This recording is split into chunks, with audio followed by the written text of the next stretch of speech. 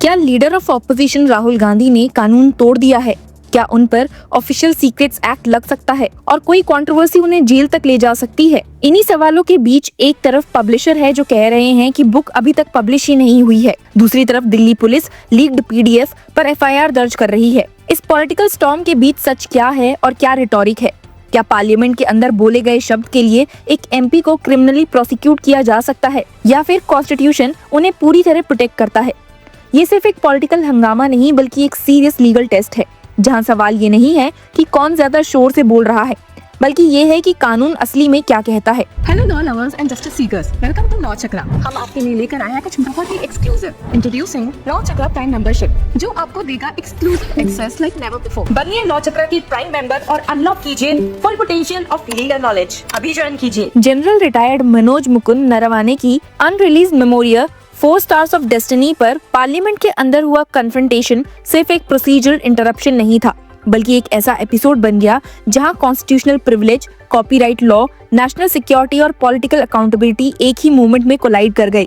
Budget session के दौरान जब leader of opposition Rahul Gandhi ने लोकसभा में इस अनपब्लिश्ड बुक का रेफरेंस दिया, स्पीकर ओम बिरला ने तुरंत इंटरवेंशन करते हुए रिमार्क्स अलाउ करने से मना कर दिया। इस रूलिंग के बाद हाउस में जो पॉलिटिकल बैकलैश हुआ, उसने इस इशू को पार्लियामेंट के बाहर कोर्ट्स, पुलिस, पब्लिशर्स और पॉलिटिकल डिस्कोर्स तक पहुंचा दिया। ये बात प्रधानमंत्री और home minister, prime minister, prime minister साहब बोल दीजिए सर। कोई नहीं बताया।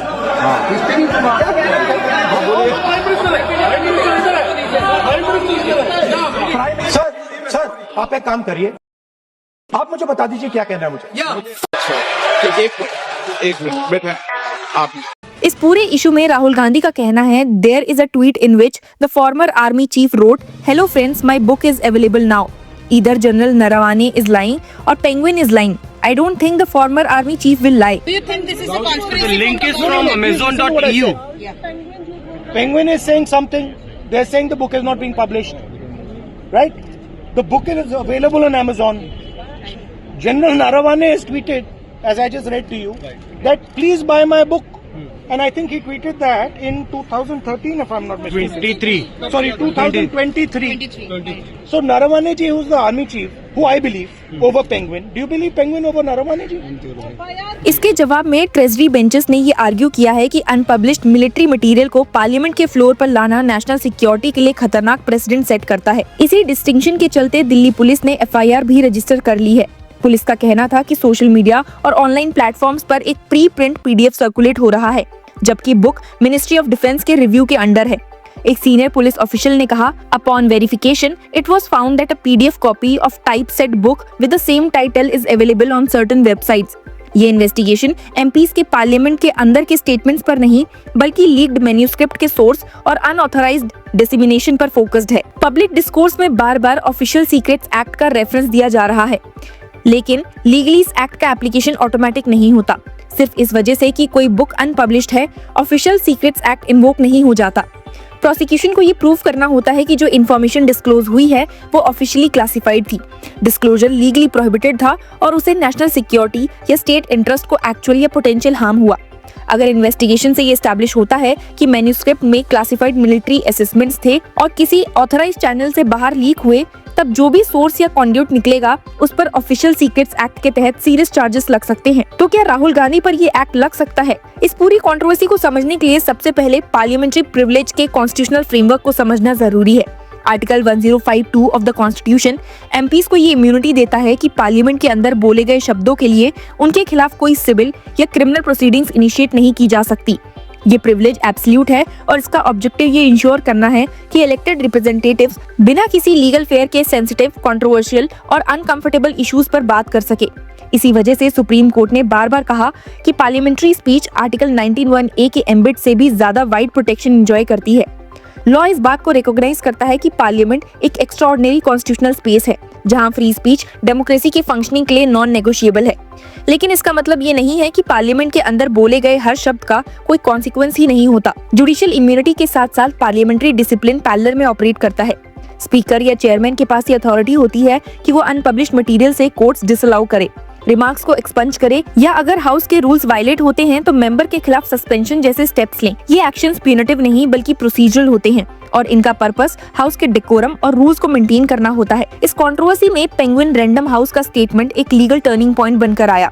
पब्लिशर ने क्लियरली एसर्ट किया कि जो भी कॉपीज अभी सर्कुलेशन में हैं, वो इलीगल हैं और कॉपीराइट इन्फ्रिंजमेंट कॉन्स्टिट्यूट करती हैं। पेंगुइन रैंडम हाउस इंडिया ने ये भी फॉर्मली क्लैरिफिकेशन में दिया है that we wish to make it clear that the book has not got into publication. No copies of the book in print or digital form have been published, distributed, sold or otherwise made available to the public. Statement में ये भी कहा गया any copies of the book currently in circulation whether in print, digital, PDF or any other format constitute an infringement of PRHI's copyrights and must immediately be seized. Copyright act 1957 के तहत ये position legally sound है क्योंकि Indian law में literary work creation के साथ ही protected हो जाता है, पब्लिकेशन के बाद ही नहीं। लेकिन यहाँ एक बहुत इंपॉर्टेंट कॉन्स्टिट्यूशनल डिस्टिंक्शन समझना जरूरी है। कॉपीराइट लॉ नॉर्मल सर्कमस्टांसेस में अप्लाई होता है, लेकिन पार्लियामेंट्री प्रिविलेज के सामने वो ओवरराइड हो जाता है।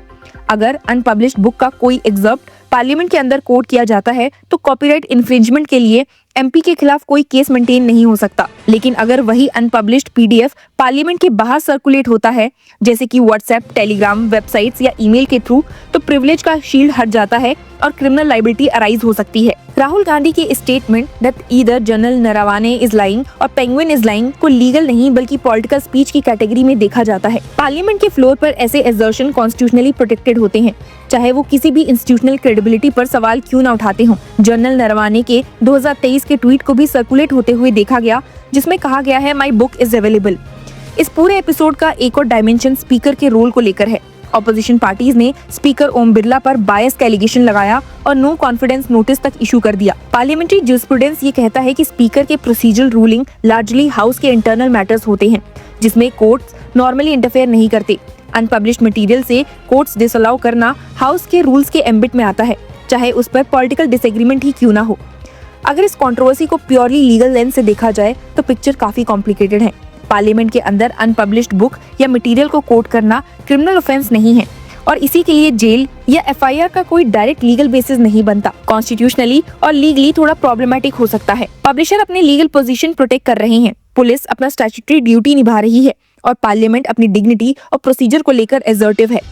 लेकिन आपका इस पूरे मामले को लेकर क्या विचार है, हमें जरूर बताइए and keep following us to get all the information on this news.